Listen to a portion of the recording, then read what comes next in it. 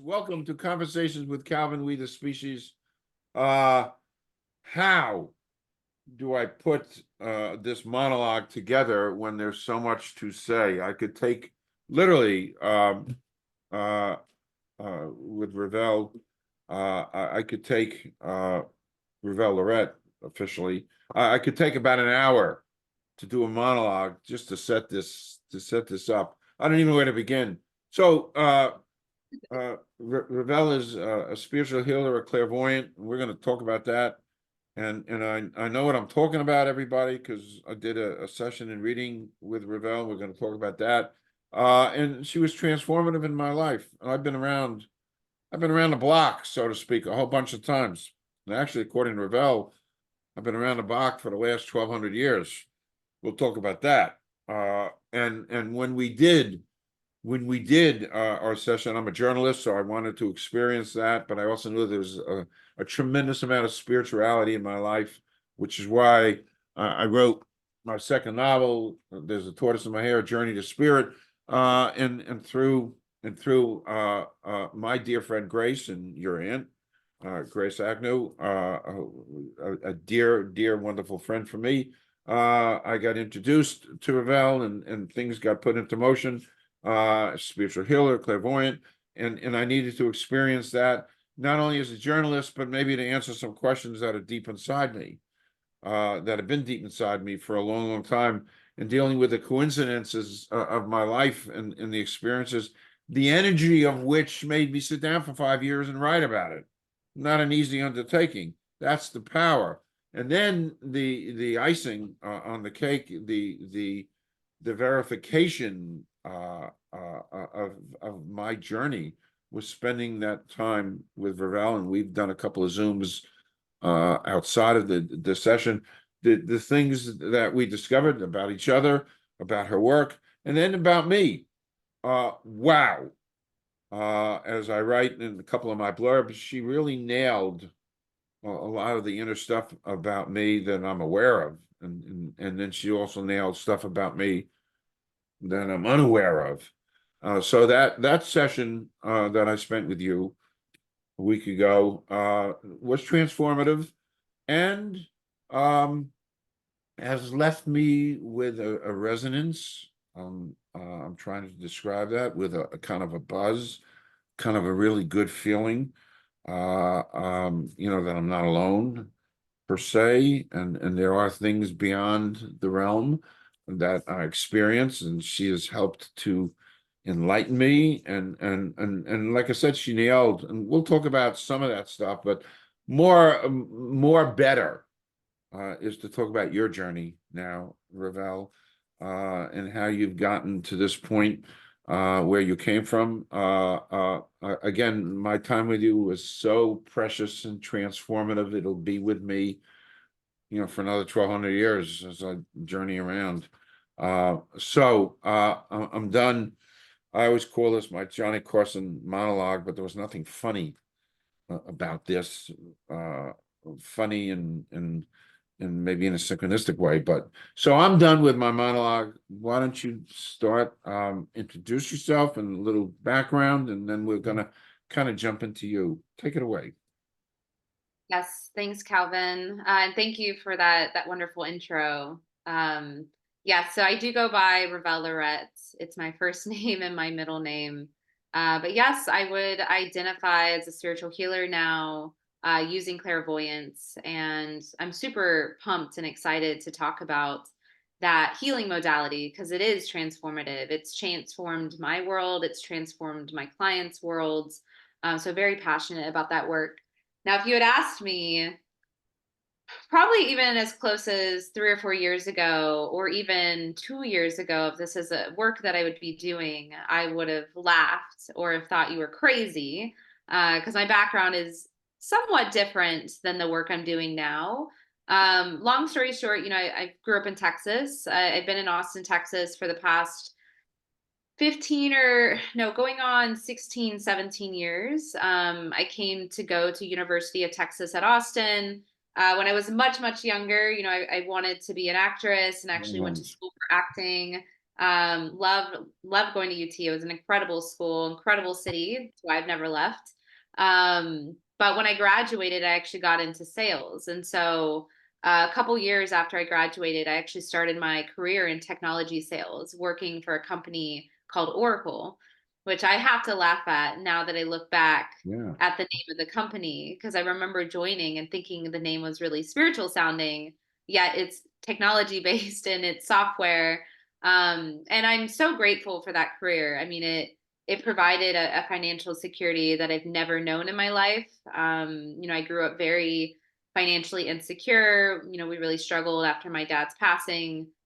Single mom, 3 children. It can be very difficult. Small business on top of all of that. So going into technology sales transformed how I think about security, and it transformed my career in a lot of ways. But, I felt a calling, similar to how you, Calvin, felt a calling to write your books or felt a calling in different areas of your life.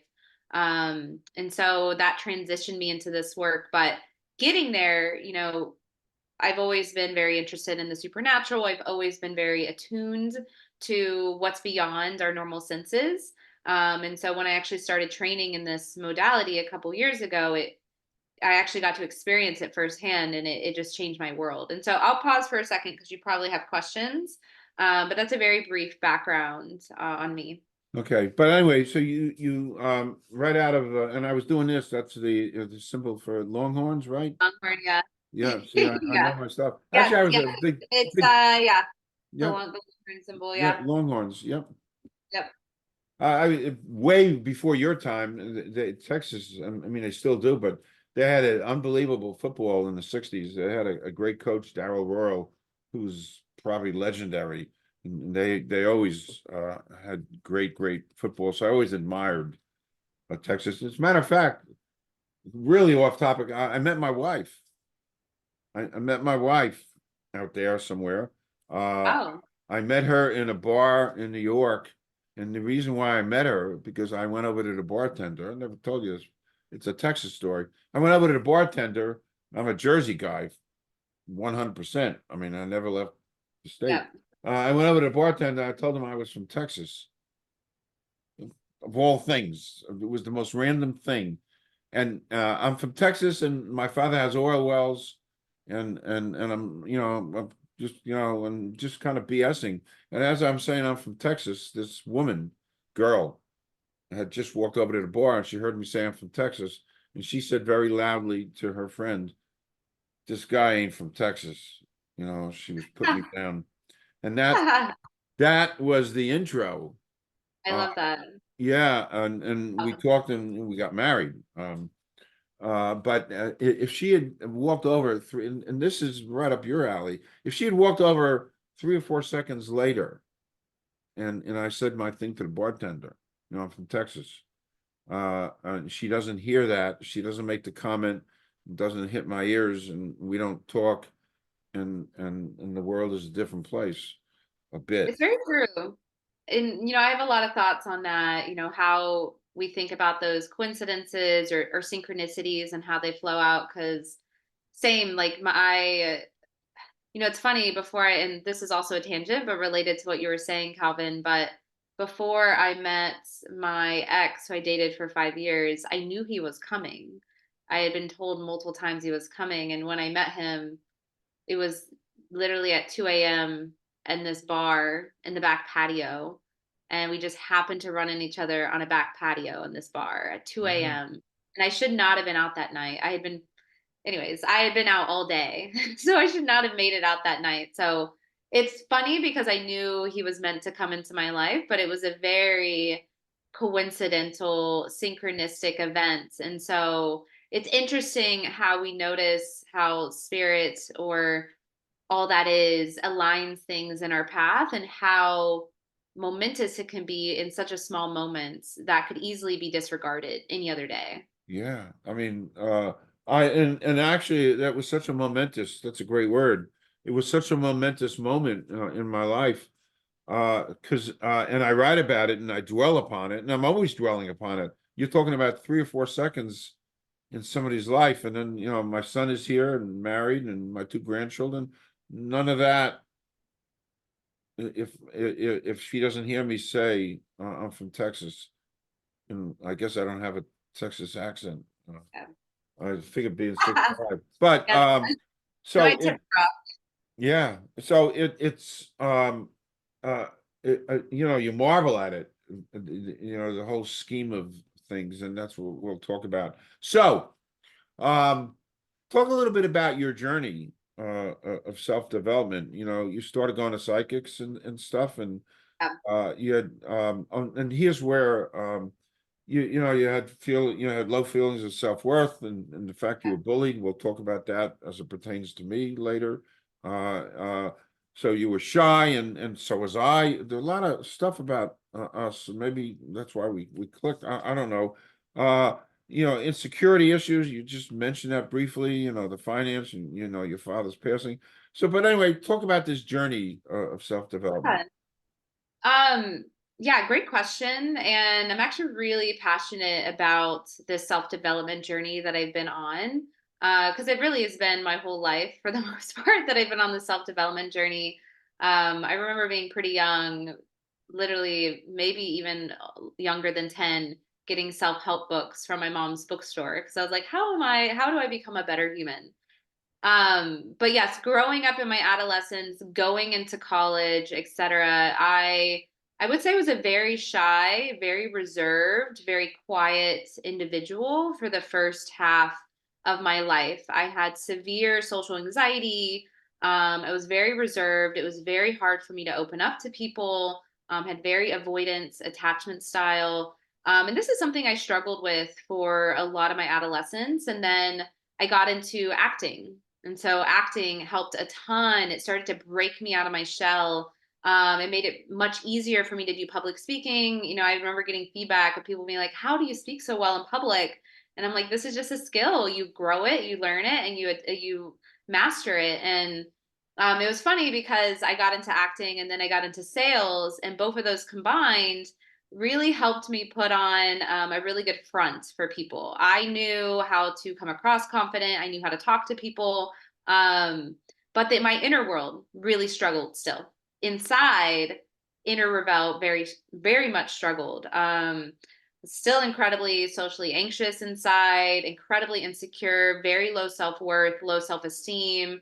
I didn't trust my own opinion. I didn't trust what I wanted. I always had to um almost like not correlate. Correlate's not the right word, but I would almost look for validation on what is the right path for me. And I was outsourcing it. I was outsourcing my intuition. I wasn't listening to my intuition.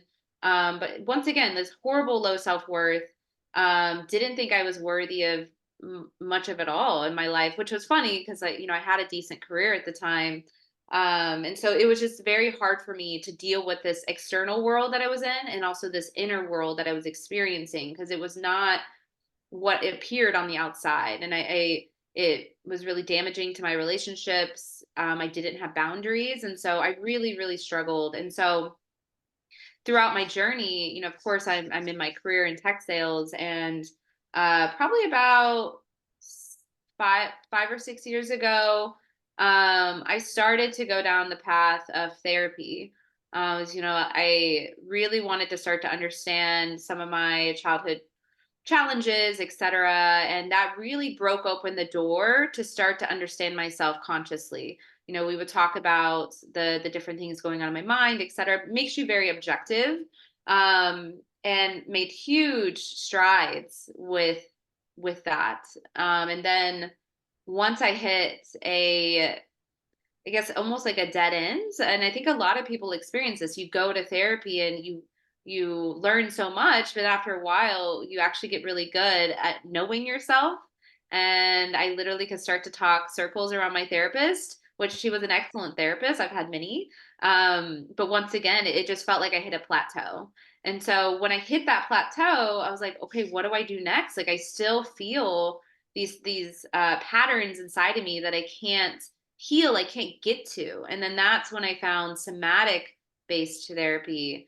And somatic based therapy changed the game for me in so many ways. I mean, I was able to process emotions in my body that were repressed very deeply. But once again, I started to hit a plateau where I was like, okay, like there's a truth that I'm not grasping.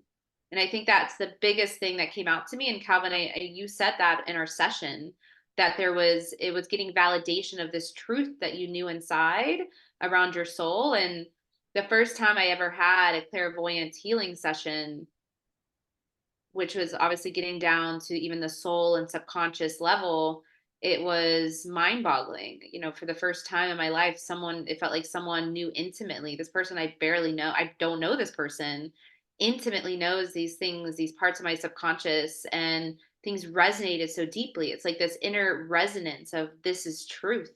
This is what's true for me.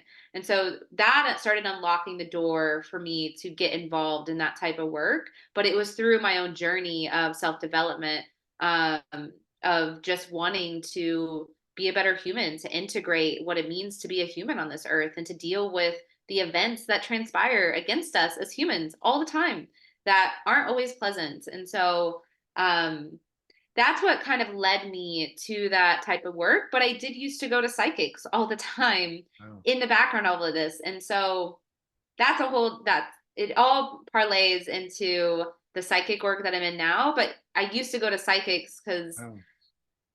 I used to be scared about the future. I used to be worried that things weren't going to be okay, that I wasn't going to be okay, and I didn't know what to do next. And so I used to rely on psychics for just the future, but when I understood that you can actually use psychic work to dive into your subconscious and actually heal these patterns, actually bring light to these patterns, that changed the game for me. And the fact that you can do this yourself, every single person on this planet has access to build these skills. And that's what's so incredible about it. It is our divine right to access these abilities if you so choose. But I once again, I know I'm beating a dead horse, but I do think it's going to change the game in terms of mental health. I know I've mentioned that to you several times. Um, and so yeah, I'll pause there because you probably have more questions, but it's been an incredible journey and I'm so passionate about it because it is life changing. Well, you in part changed my life.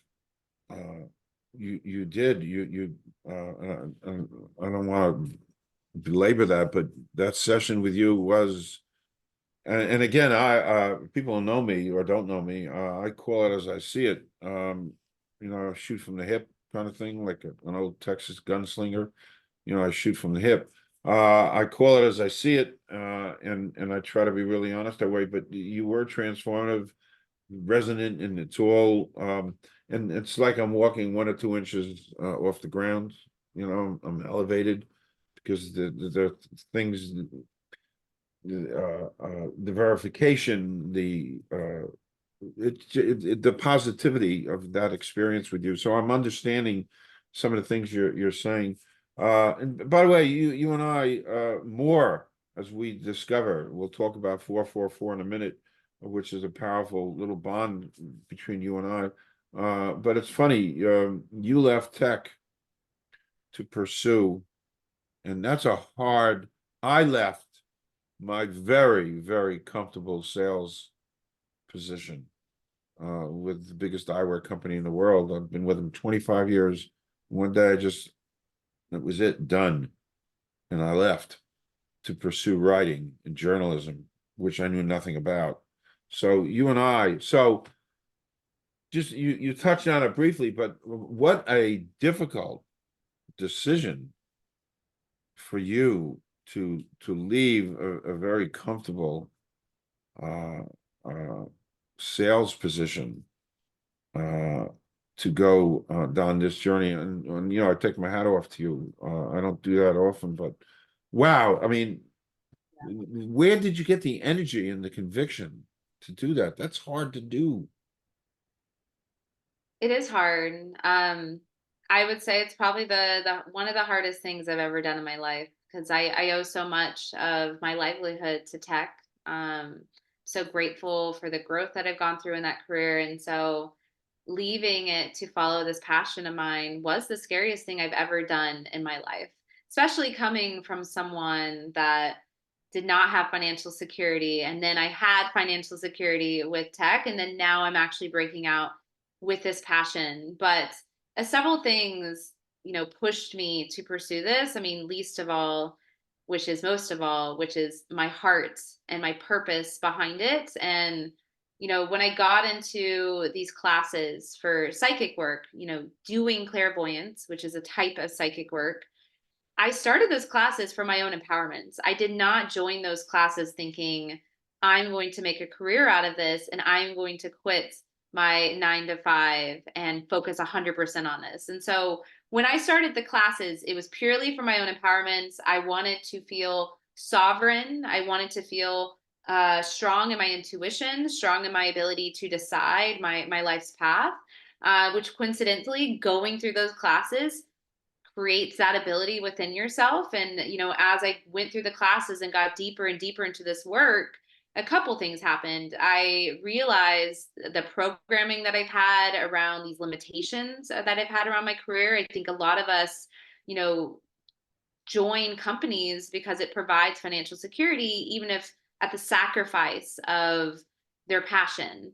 And that is a sacrifice that a lot of Americans and a lot of people around the world make every single day. And this was something this is technically programming. This is programming built into us to say, this is the only path for you because this is what's right in front of you and what's going to provide a meal on the table for you. And so being able to deprogram myself was huge. Of course, it resonates so deeply with my heart, with my mission, with my purpose to help and serve people around me. I didn't become super invested in my technology career until I stepped into leadership, where I was able to actually coach people and help them emotionally master themselves. And that was key one to understanding part of my purpose, which was serving others. And so those are two huge components. A part of why I got into this work. And being in these classes, I started to understand that I was actually very good at it, which was also new to me. Not that I haven't been good at things before in the past, but it came very naturally to me. And I started to realize as I did it, the feedback I was getting, the responses I was getting, I could see the power that my sessions had on the people I was doing it with. And so all of those combined, and with the backing of spirits, the greater calling of this is going to be a path that is in alignment for you, I took that leap of faith based on all those factors. But it was still the scariest thing I've ever done in my life. So Oof. didn't make it less scary, but still empowering. No, it's scary because I've been there. It's really, I left my trained career as a pharmacist. I went to pharmacy school. I worked in the drugstore when I was a kid. That was my whole life, and graduated Rutgers, 2 degrees, did pharmacy for 12 years. And one morning, again, this is a tie into you. We didn't talk about this, but one morning, February 3rd, 1981, I woke up and I said to my wife, no more, I'm done. She said, what do you mean? I said, I'm done. I'm never going to walk into a pharmacy again. I'm done. But what are you going to do? We just bought a house. And I said, I don't know. And it's funny, the Edison Valley Playhouse had we were listening to it was a Sunday morning, we listened to some music, and then they had a commercial that the Edison Valley Playhouse was looking for actors. They're putting on a play called Frankenstein. So I thought it was divine intervention that I quit my profession, which is so hard with no plan. And now I'm going to go audition for a play. Maybe I'll become an actor. So and and I'm 6'5", so I figured I could beat a monster. And well, my acting career lasted much shorter than yours, 6 seconds. I read 2 lines, and they thanked me, and I'm still waiting to hear. But anyway, I'm grasping because I've been there how hard what you did is. So 3 questions on clairvoyance. Talk about the training on this. And actually, what is it? We know the word, but we don't know the word. Yeah. Talk a little bit about that. Yes. Oh man, this like a whole can of worms talking about this, but I will try my best. Clairvoyance, it's called clair is the first part of that word. We actually have many clairs. They align to our senses. And so clairvoyance, all it means, it's a French word for clear seeing. And it essentially means, every single person uses some form of clairvoyance. Our imagination, like if you close your eyes and I tell you to imagine an orange right in front of you with your eyes closed, technically using your imagination in that way, visualizing that image is the portal to using clairvoyance. And so we have many different clair senses. We have clairaudience, which is clear hearing, claircognizant, which is clear knowing. All this means is that as human beings, as biological human beings on earth, we have access to extrasensory information. This is like when someone walks into a room after a heavy fight and they can just feel the energy in the air. That is access to that extrasensory information. It is sensing energy in one form. So maybe that's through clear seeing, maybe that's through clear hearing. These are all different ways that we experience this information. And so clairvoyance, like I said, is focusing on the visualization part. And our imagination is huge. It allows us to actually get into that state of surrender so we can actually enter a state of trance.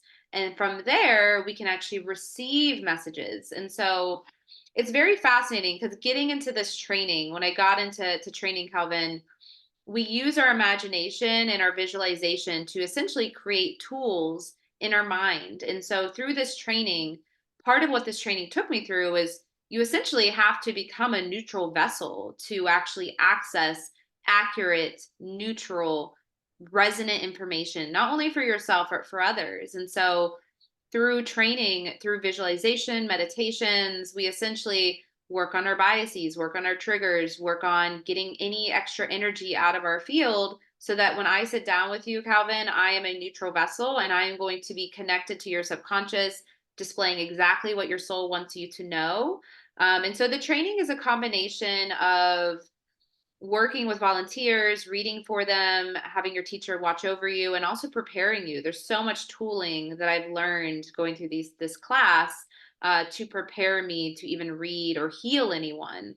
And it's so fascinating looking at, I've been studying and understanding the quantum field, and there's so many areas of science that are not very definable. But that's essentially what you are doing when you use clairvoyance is you are stepping into the quantum field. This is below subatomic particles, Wow. and we're working with these energy waves. And Um, it's like I said, I honestly feel in the next 10 to 15 years, we're going to see huge strides when it comes to understanding how the mind, body, and soul interact. And based on my study and based on my experience, stepping into someone's subconscious mind is stepping into their soul. The soul is the existence of consciousness. And so when we step into that layer, that deep, we're actually accessing the soul and understanding where the soul has been and what it has experienced in this lifetime, other lifetimes, etc. Um, so I'll pause there in case you have more questions, but hopefully that makes sense. Well, it does make sense. It does make sense. The soul, this, God, we could talk about that for hours, and you can come back. We could talk about the soul because you kind of nailed my soul. Not that I know my soul, sort of, but I don't. Just take a deep breath, and before we plunge back, a couple of off-topic things. I always just like to kind of lighten. What are some of your favorite movies? Oh, thanks for asking. This is a curveball question. I wasn't expecting this. I love this. I Yes. Well, I would say number one classic. I've seen this movie maybe 2 dozen times at least. Is Shawshank Redemption. That's always been a number one movie that will always have a special place in my heart. Um, a lot of people probably know of that movie by now. It's a timeless movie. I think it's still ranked like number 2 or 3 on Yes. IMDb online. So I would say that is number one. It's funny because it's like a mixture of childhood movies versus movies as an adult. But another one is Princess Bride. That was another nostalgic movie that I loved growing up. You know, it's funny, Kevin, because we talked about some recent movies that really struck home for me, and I would say Arrival, that came out a couple years ago. Yeah. Amy Fisher, and Jeremy Resnick. I don't, probably not saying their names right, Amy but Adams. Amy Adams. Amy Adams. Okay, yes, Amy Adams, Jeremy Resnick. But Brenner. yeah, Yep. Yep. incredible movie, complete, such a masterpiece. I mean, you watched it as well. Like the soundtrack, the Yep. acting, the message, the spiritual message was so incredible about interconnectedness. So I would say that was another movie that really resonated with me. I'm also a huge scary movie fan, so if you've seen a scary movie, I've probably seen it as well. Which is really funny because a lot of scary stuff in those ghost spiritual movies. Well, me too. By the way, I'll say it, you, when our first little, intro Zoom, you mentioned Arrival, and I watched it twice because of you. Oh, really? I didn't know you watched it twice. That's awesome. Twice. The first time I watched it, I just watched it lying in bed on it was a Sunday morning. It was actually on Showtime, coincidentally. And one morning I got up and you know, I don't jump out of bed on Sunday mornings, and I was flicking, and there it was, and literally a day or two after you and I zoomed, and I thought, you know, that's a reason, and I watched it, and I don't pick up, I never pick up dialogue well. It had nothing to do with hearing. I just don't. So a day later, I said, There's too much to glean from this. I need," and I don't think anybody picks up 100% of the dialogue. So I watched it again, and I watched it on my computer here, and I did subtitles. So I saw every word, and boy, that resonated with me for a lot of reasons. I don't want to get into it, but Yeah. I keep looking for them up there to come down and give us a hand, because we need a hand. Um, we need a hand, and that movie certainly demonstrated that. All right, great movie, Shawshank Redemption. I like that. The last scene, when they're walking, when he's walking on the beach in Zihuatanejo. I've been to Zihuatanejo, beautiful place, you know, in Mexico. Long story. Anyway, one more off-topic question, and then we'll plunge into, and this I like too. You don't have to answer it, but here it goes. I think you'll like it. Excluding family or friends, somebody living and dead you'd like to spend a day with, Okay, excluding family and friends, someone that I would like to spend the day with. living or dead. Oh man. And it could be a couple. There's no rules here. Um, Oh man, this is a hard one. it is hard. You know, I would be really curious to spend time with a spiritual leader of the past, such as Gandhi or hmm, or some of the philosophers such as Aristotle or Socrates. Like it would just be really fascinating to understand um, their mindset on that. Or, sorry, I'm even thinking further back. You know, I think the further we go back, it's more fascinating because, you know, as much as we detail how humans behaved and anthropologically how they acted, you don't truly know unless you're living in that environment. And so do you think it would be cool to go back to the time of, you know, Cleopatra, et cetera, and see what Egypt was like back in the day? Uh, yeah, I guess it would be fascinating to, well, I guess now I'm time traveling because I'm like, I want to go back there and hang out with them versus them coming out with me. So, uh, yeah, that's what comes to mind for me. Good, good. I don't. I have a whole slew. One of them is Einstein. Um, Yeah. and 20 years ago, uh, 20 years ago, I found this, Oh, wow. He has and such memorable eyes. yeah, and it's been staring at me for 20 years, sitting here, and I look at it all day long. Oh, and there's a whole thing on 444 and 111, Oh, which we're going to talk about next. But it's Einstein because I can't comprehend. I don't comprehend how he understood the universe without Google. and without the internet and without anything, how he grasped. So it's the mind. And I started to connect with him spiritually. Oh, wow. And this is funny. We didn't discuss this. Maybe we can in some session, but I connected with him like 20 years ago, and just reaching out in my own infantile way, and I'll swear, and I'll do a lie detector test that reaching out, somehow my writing dramatically improved after that. Maybe I'm imagining things, I don't know, but he's Yeah. just been a fan of mine. And he was a well-rounded guy, basically. But anyway, done off topic. Now we jump into something that has a lot of meaning for me. And as we discovered our many synchronicities, talking about 444, the significance of it, and how you see it, and when you saw it when you were studying psychic work. So Yeah. talk about the 444. 444 is a major portion of my life these last 15, 18, 20 years. It's all over my world. We've discussed it. So talk about 444. Yes. Yeah. So similar to you, Calvin, I started seeing a repetition of the same numbers. And in 2020, obviously this is the height of COVID. A lot of people were struggling at that time. I was, not an exception. And it was right before I started psychic school, but I just started seeing the number 444 everywhere. And Oh, it, at a time when I felt very low, it offered me so much comfort and support, knowing that, someone was looking out for me. And just for, people listening, these synchronicities, they have meaning behind it. There is a reason you are seeing the same repeating number over and over and over. And these numbers, they have meaning. You can look them up. 444, typically, and how I resonate with that belief is, someone's watching over me. You're not alone. Like, you are being guided, which can offer a lot of sense of safety and a sense of comfort, knowing you aren't alone.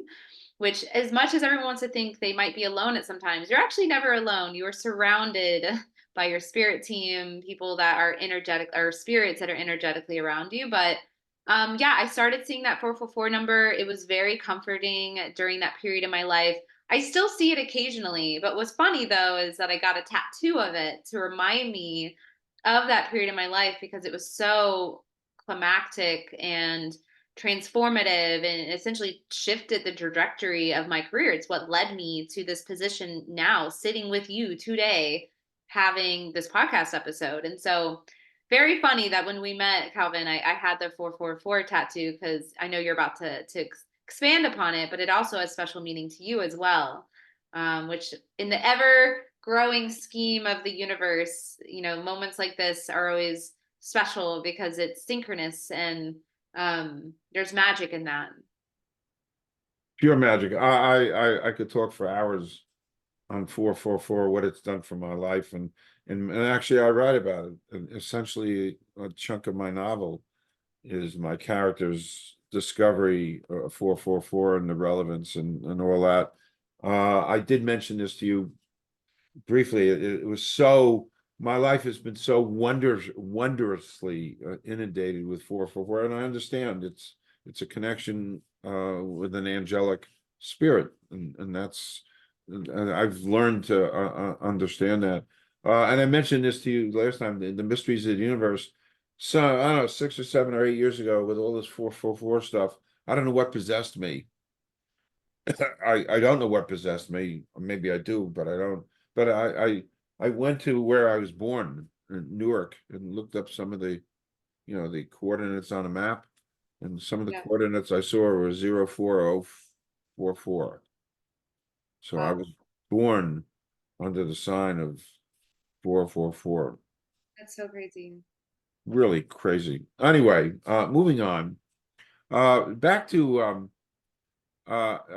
it's funny in my reading about you and studying, your how did the clairvoyant healers transform you? And you said something is very profound. I thought it was profound. that it brings joy to you. I like Yeah. that. So a little bit more on clairvoyance. Um, how does it bring you joy? Yeah. Um, it's what's really special about clairvoyance. Well, particularly when I serve others and I do sessions with them, it brings me joy. Some of the stuff I'm looking at isn't always pleasant, so I do want to preface that. We do get into some really deep topics. A lot of people have been through some pretty intense events in their life, and so I do witness those things in session, and it's incredibly healing and validating for my clients. But regardless, it brings me so much joy because I actually get to touch someone's essence, the pure essence of who they are. I don't know how to describe it. It feels like you are touching on another realm. It's like connecting in a way that you've never connected to someone before. And it's very pure, it's very unadulterated in whatever form it comes across in. And that alone brings me a lot of joy, especially when I see the impact. I see how people react to it. I see how validating or how healing it is. Because I witnessed that as well. I mean, I experienced it as well, going through my healing sessions with my healer. Um, it almost feels like you have this little pot of gold that you're trying to communicate to people and help them understand. Um, and you've experienced, like I said, you experienced it. The first time I ever had a clairvoyant healing session, it was incredible. Like it just felt so intimate. It felt so intimate to how someone understood me. Um, and it was so powerful. And I know you're asking about the joy it brings me, but my experience with clairvoyant healing has been so transformative. I know I mentioned earlier going on the self-development pathway and how, I started with talk therapy, then somatic therapy, and then I got into psychic work. And, I got into some deep healing sessions with my teacher at the time. And, it's funny because it brought me joy because it helped me in a lot of ways. But I remember there was one session I had with her and she was doing a very deep healing with me. And she saw that my soul, once again, and you can obviously believe whatever you want to believe, but as souls, we have lived on earth many times. And she had saw that my soul had collected this karma around this feeling of safety and belonging. And that resonated so deeply with me, Calvin, because that is something that I have been chasing my entire life. Not feeling like I belong, always feeling like an outsider, not feeling safe, always worried, scarcity mindset. And to have her say, this is something that you have been working on for 23 lifetimes. And she in that session cleared that pattern. She cleared that energetic pattern that had been resting on my soul. And I don't know how to describe it, but I mean, I was crying obviously after that session, but the following days that after the session, I don't know how to describe it, but beyond a paradigm shift. Nothing in my external world shifted. It's not like all of a sudden my friendships were different and all of a sudden, my lifestyle was different. It was how I was looking at things. It was how I perceived things. And it made me start to realize that I am manifesting this reality. It gave me enough sovereignty. That healing that she gave to me gave me enough sovereignty to change how I act, to change how I take initiative. It transformed me. I don't know how else to describe it. And that brought me a lot of joy and was a part of the reason I got into training this for myself because I wanted to learn how to do this myself. um but yeah, it's once again, it's brought me so much joy because there's a whole nother world that we don't have access to, that or we do have access to but we're not aware of. And there's so much healing that can be done and understanding. And it also can be fun. It doesn't have to be digging into the past. It can be understanding what past lives you've had. That can be very fun. So yeah, so not sure if that answered fully your question. I added some stuff in there, That but was good. That was good. Uh, um, how do you how do you work with a subconscious mind, the stuff that's like inside, to remove some of the things that limit um your exploration, if that's the right word. So how do you work with the subconscious mind? I mean, there's all kinds of roadblocks and debris and stuff blocking. Um, and you were trained to do that. How do you do it? Great question. So, obviously it takes time, it takes practice. In these classes that I take, the first step that they take to help you understand, to even set up to read someone, is understanding your own energy field, grounding, protecting it. It's very common for us to get foreign energy in our space all the time. And so if you have a healer reading for you with a ton of foreign energy in their space, they're going to give you an inaccurate reading. They're not, it maybe they'll get some things right, but a lot of the things they won't get right. And so there's a lot of training that goes into protecting the energetic field, also getting rid of, with intention, because that is how you do spiritual work. Your intention directs the energy. And that's always a really hard concept for a lot of people getting into this work to understand. But through intention, through my imagination, through clairvoyance, I set boundaries. I drain the energy that's not resonating, that will hurt a session, etc. And I bring in the energy once again using visualization, using my imagination, with focus, time, and attention. These skills get stronger and stronger. And so, I build up the right energy to what makes sense for the session, etc. And before I get into any session with anyone, I am clearing any biases that I might have with that person. Once again, I don't even know who this person is, but with intention, you can do this. And I connect and I ground to this person before I even have this session. I clear out their own foreign energy. So I'm clearing out the foreign energy in their field. I'm clearing it out in my field. And so when I get into an actual session with someone, what will happen is, because I've already run all my psychic tools, I always prep before every session because you have to if you want to give an accurate and resonant reading. And so when I connect to someone into their subconscious, essentially what I use is a key symbol to connect to their subconscious. So in this case, it's their first, middle, and last name. So you saw that at the beginning of our session. I said an opening prayer. Once again, setting intention, super important. So setting intention for the space, setting intention of why we are connecting, then connecting to you based on that symbol, which was your name. From there, because I've been trained in clairvoyance, I wait to see what vibrational color I notice in my imagination. And so it's different for everyone. It can change depending on the person, but I will get that vibrational color and then I will match my crown chakra to that color. So for those that don't know, we have chakras. This is based on a lot of Eastern modalities. We have a chakra system that runs through our body. And so I connect, once again, their vibrational energy to my crown chakra. And from there, once I've connected, I essentially ask I call it my reading screen, which is essentially, it's like I have a little screen right here when I close my eyes. And I ask it to send me what messages, based on my intention, based on the question, what messages this person that I'm reading for needs to understand. And I just say what I see. So a lot of times I have no idea where the story is going. And you saw that, Calvin, when we had our session. I'm like, I have no idea where this is going, but I have to follow the breadcrumb. Yeah. Because working with consciousness, the next image won't appear until I say out loud what I see. And so a lot of times I am literally relaying just the images that I'm seeing. And then from there, I interpret. I interpret what those messages mean. And so I always challenge everyone, as a readee, because I've been to a ton of psychics, I've been to a ton of clairvoyant healers. So I would say I have a lot of experience in it. It's always good to have discernments with any healer. And I would say with me as well, of what is resonating and what is not, because at the end of the day, I am interpreting what I'm seeing in your subconscious mind. And so I am human. No one is perfect. There could be things I misinterpret.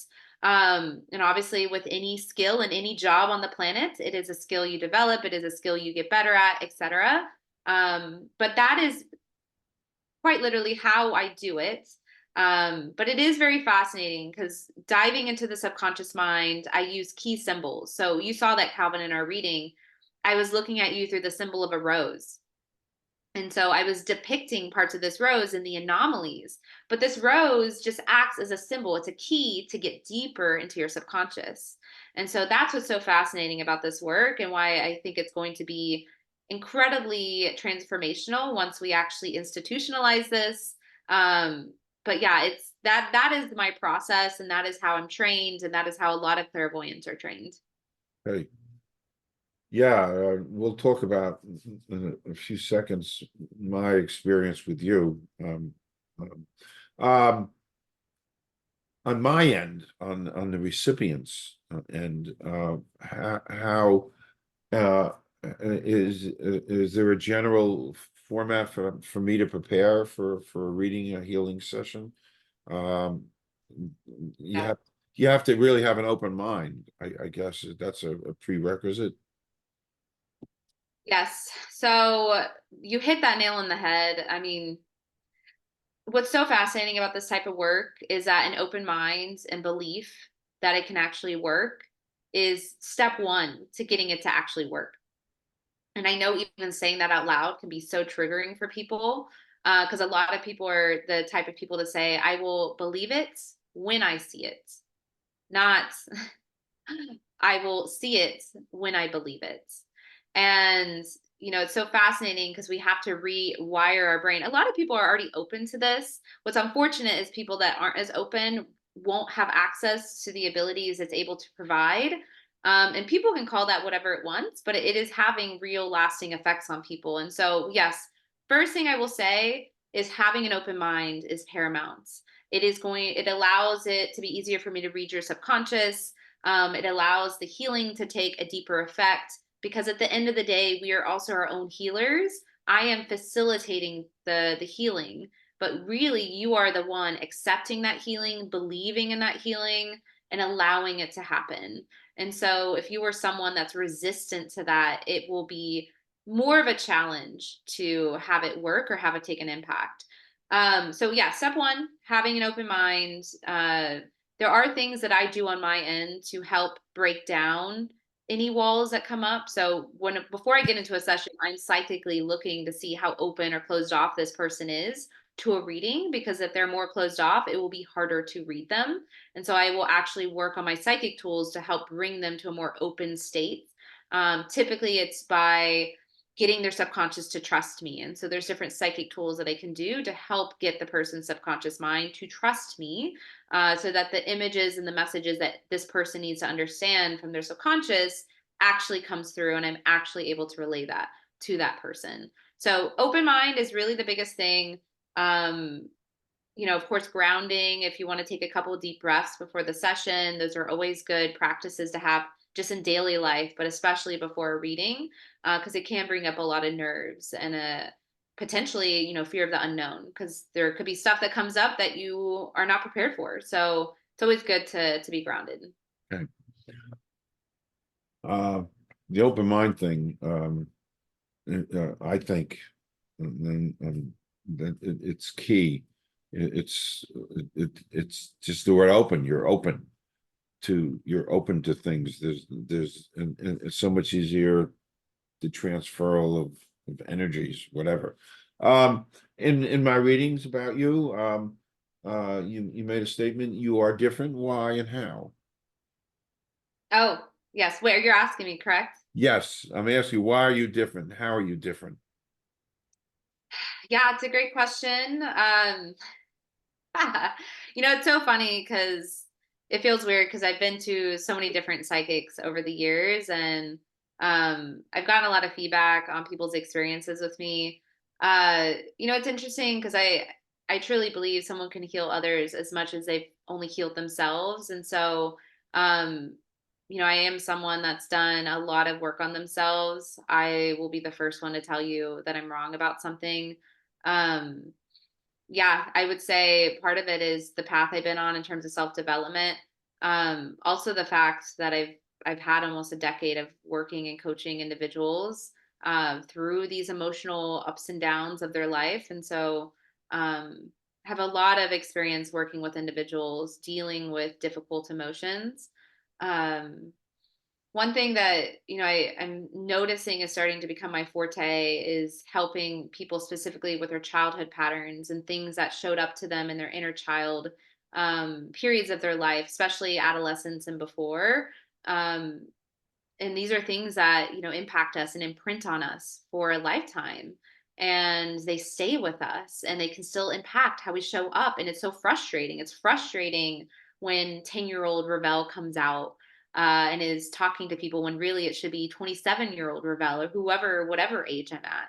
And so I have noticed that my forte and my power has been in really healing and removing those inner childhood patterns that are disrupting people's flow and their happiness and their ability to feel sovereign and actually in control of themselves. And this is something that has been a huge focus in my life, working on my own childhood patterns and getting out of them or integrating them, I should say, becoming whole with them. And so, what separates me from the rest is really this focus on healing these earlier childhood versions of yourself and the path I've taken to heal my own inner child. I honestly have felt has lent to this ability to help others as well. So that's been a huge part of my purpose as well. Right. A good segue into my time with you. Uh, um, uh, why I'm walking 2 inches above the ground and why I've felt so different. And I'm shooting from the hip. I'll just, you can make comments on this. I'll just throw some things out. Yeah. I took about 12, 15 pages of notes. By the way, do people take notes when, that depends? Do people like Yes. me? Do people take notes? So they do. I always encourage my clients to take notes because it's a lot. Like literally, when I have healing sessions with my clairvoyant healer, I write notes on my app or my phone like a mad person because I go back to it and you Yeah, see things and you're yes, like, whoa, like this didn't make sense in the moment, but a week later it resonates so deeply. So, yes, a lot of people take notes, not everyone, but I always encourage people to take notes yeah. because of exactly what you're doing and Yeah, about to. and it's funny because we didn't talk about that. I'm a note taker. Boy, am I a note taker. I'm one of the great note takers. I take notes on everything in my life. Actually, last night at 2 in the morning, I don't know what possessed me. I threw away notes from some of my Women's Health Institute meetings that they're like 6 years old. I'll never use them again. But anyway, so I took notes, and I'll just go over a couple of. And this is why these notes are what has resonated and why I think you are amazing. I call it as I see it because there's no way the notes I took are above and beyond glittering generalities. You know, people can make just general statements which cover a multitude of masses, but you were there. You saw my soul and some of the deep inner stuff. So this is just real fast. You saw that I have a fear of missing something. Yeah, I sure do. I don't want to miss anything, especially these days. And that was interesting. When you're talking when you're doing your rose reading, you talk about ladybug. You saw ladybugs on a rose. I'm particularly drawn to ladybugs. And there was one in the house last week. And I have a rule, when I find a ladybug in the house, I gently put it into a napkin, take it outside and help it fly away. I don't know why, but I do that. I can't sit still. I can't. You saw that in the reading. And this was really deep. You saw me at somewhere around 12 years old, boys pushing me around, bullying me. And that's one of the deepest things about me in my soul and who I am today is almost everything I do is I want to yell.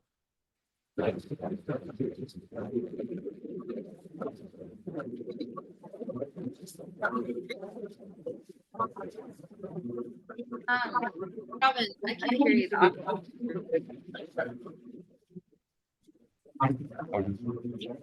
Sounds like a bunch of noises in the background. Why it's not working? Can you hear me okay?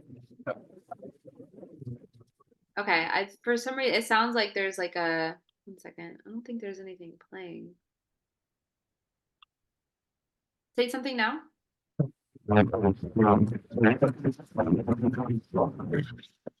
Okay, yeah, the audio is not working. I'm not sure why.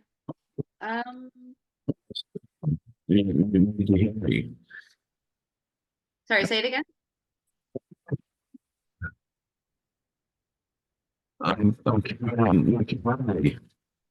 It sounds better, but it sounds garbled. Before it sounded like a bunch of people talking at once.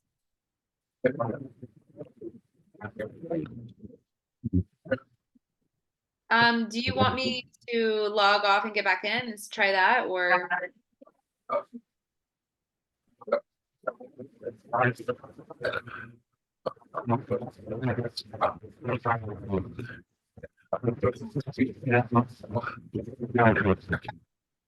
can't understand anything you're saying.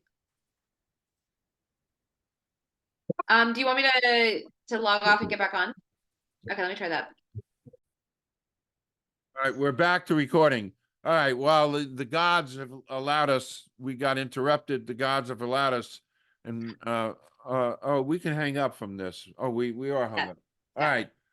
So anyway, these are my quick notes from our session. I left off with the fact I was bullied. Nobody on earth would know that. It's with me to this day, the effects of that bullying. And that's what you saw, which is extraordinary because nobody would ever picture me being bullied. I'm conscious about being propelled out as I get older. And I'm always looking at the stars. I'm always looking up there because it's unknown. And I have that feeling. And we talked about a deja vu. It's all over my life. That not necessarily in the notes, but whenever I'm out, I'm seeing, I can see trees casting shadows on the side of a barn, and I'm saying I've been there. I think I was there at some point. So all right. The rest of my notes, you said I have a summary. I have a lot of gifts that haven't been tapped into all day long when I'm communicating with my spirits, and I'm looking at my grandfather in particular. I'm always saying there's so much stuff inside me that needs to come out. I haven't gotten it out yet. There's more to come out, and you saw that, and it's like, wow. And the other thing you said, that you saw my grandfather, and he was very proud of me. And all day long, when I communicate with my grandfather, he communicates with me. One of my main themes is everything I do, and all my spirits that I communicate with, is I want to make you all proud of me, what I've ultimately become. And you saw that, and that's a big essence to me, to make them proud of what I've become, and you saw that. Uh, let's see what else. Oh, you nailed this. I have a joy in my stories, and boy, do I love telling stories. And everybody who knows me, you give me a platform, and I love to tell my stories. And that's why I wrote a novel, to tell my stories. You saw that. Extraordinary. That's a big part of me. You also saw that my past life is poking out. I feel all these things, the deja vu, all of that. This too, I thought was extraordinary. I gave it a couple of stars. Going out to help the earth on April 22nd, 1970. Was the first Earth Day that I jumped into, and I've never been the same, because everything about Earth and everything what we do to our planet bothers me. And Grace and I were part of a group, and Grace, we're part of a group called Climate Optimists. Everything not fine, and we were pretty active in that for a couple of years. And she was one of the main parts of it. I helped to form it with a guy in Ecuador, just to talk about and to feel climate. And so you nail that. I have a high altruism. Well, yeah, I do. What else? Oh, and the other thing, you were talking about me in the scene in Boston, this, that, uh, meeting indigenous tribes, and this Native American thing has been part of me since I went to Sedona a lot of years ago, and I listened to Native American music, and it's one day I listened to this. Here's how powerful it is in me. I listened to this native Coyote Oldman, Incan Panpipes, and I had bought that CD. I had purchased the CD in a little village in Sedona called Telepaki, and I bought it and I listened to it from time to time. I don't listen to it a lot anymore because it's dangerous for me. Because one day, I don't know, 25 years ago, I was listening to it for the millionth time, Mhm. and then something came over me, and I went into the kitchen and I said to my wife, "I'm going to Sedona tomorrow." I had to be there. Wow. She thought I was out of my mind, but she knows I do these things. So the following day, I Mhm. flew out to Sedona for a few weeks, a few days, and I drove around and I found this little Native American place where they were selling some stuff. But point being, I listened to that music and it was so strong that the next day I flew out there to be there. I mean that. Wow. I mean, Yeah. that's powerful, and you saw that. Yeah. And you saw that, and you couldn't have done any research on me to know that. This is what haunts me about you. Um, uh, anyway, those are my notes. Those are my notes. Uh, It's pretty incredible, Calvin. And it was so grateful I had a chance to read for you. It was really special. and to be continued. I said that, Yeah. before Yeah. we were on air, to be continued. It, yeah. And it is wild what you'll see. And like I said, I love reading for people that I don't know very well because I can fully relax into my clairvoyance and I don't have to do any extra tooling to make sure I'm staying neutral.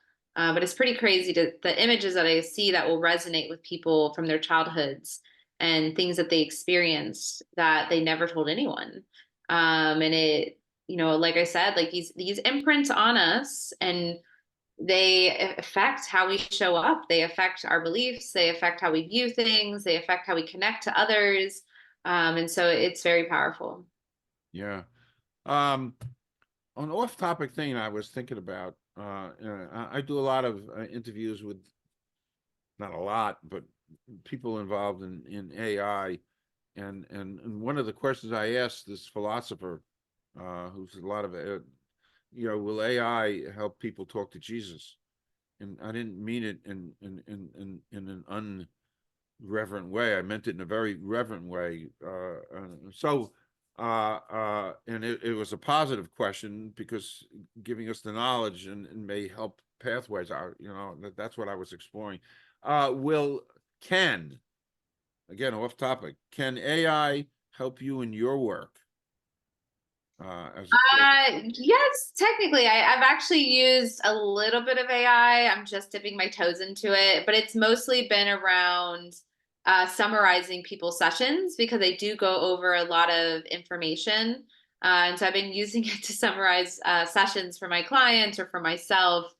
Because I'm getting, I have repeat clients and there's some background that will come into those sessions and we go over a lot of materials. So I've been using AI in that facet. I have had friends reach out to me, suggesting that I use AI to visualize some of the images I'm seeing for clients. So I thought that was really interesting. But that is the most of what I've used AI Okay. for. Okay, so it's there. It's something that'll Yeah. develop. The last, oh, by the way, I'll have for everybody to see RAVELLELAURETTE.com. It'll be all over the place. Um, you have three levels of engagement and how Yes. someone can work with you. And I kind of went to your website. This is just a graphic for people to see. These are the three levels of engagement. And of course, I'm going to come back and you're going to Yeah. do more stuff with me. But what are the three levels of engagement that somebody can work with you? Yeah. So tier one is just a one-off reading or healing. So I typically recommend starting off one session with me just so that you understand what the type of work that we're doing. And then also, we just have an understanding of what's happening in your subconscious mind. It's like a current state of what is there. Once we uncover what's prominent in your subconscious, tier two is the next step. So that's actually getting a healing package. It's where you actually get a bundle of 5 sessions. And that's where we do the deep healing work. And so we get deeper and deeper into your subconscious session after session and essentially clear those energetic patterns, those patterns sitting in your subconscious with all the memories and debris and beliefs and all those things trapped inside of us. We get to those deeper layers and we clear them, obviously with your permission, with permission from Supreme Being, but we essentially heal them. And so tier two is where we actually get into that deeper healing work. Of course, if someone wants one healing, they don't have to do the healing package, but it just allows us to actually go deep. Tier three is the final tier, and that is for individuals that want to also receive coaching on top of the healings with me. And so, one thing I will say, and this goes for any modality that you will find on this planet Earth, there is no one session that will solve all of your problems. Unfortunately, that is the case of life. And so while these sessions are profound, transformative, I've, anecdotally hear all the time how it impacts people for the better. I've experienced it myself.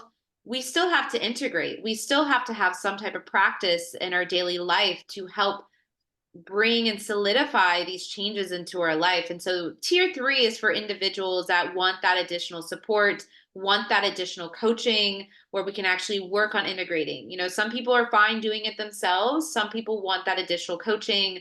Like I said, I have almost a decade of experience coaching individuals on top of my life coaching certification. And so I do have a lot of experience helping coach. And so that program is a mixture, like I said, of healing and then in between session, between those healings of us integrating and holding you accountable towards growth and towards change. And so that's tier three. So individuals that want that additional coaching. Perfect. Perfect. RAVELLELAURETTE.com. All that will be here for everybody to see. So, with a couple of interruptions, we beat AI, or we beat ET, not AI, and we finished our Yeah, thing, which is a great mystery how that happened, because it's I never know, so happened. weird. Isn't it weird? You and I are doing this thing, and that little sound thing happened, but It is very weird. we finished. Um, Thank you in so many different ways. Thank you so much for your graciousness, uh, your ability, and the stuff you've done for me, because I'm a changed person. It's not that I'm changed, but I'm able to realize things, and you did that, and so I'm officially inviting you to come back in any shape, way, or form, pound, whatever. I'm here, and maybe we'll do it, whatever. I'm here, and I'm so thrilled that we officially met. Thanks to Grace again. Yes. And final comments. Yeah, I mean, I feel the exact same way, Calvin. You are such an incredible human being. It's felt incredible to cross paths and once again hold space for you as well in our session to have this conversation with you. You've done so many great things for your community, for the earth. It's pretty incredible and admirable. So I'm very, very grateful we had a chance to connect and talk Thank about you. this topic. Thank you. Thank you.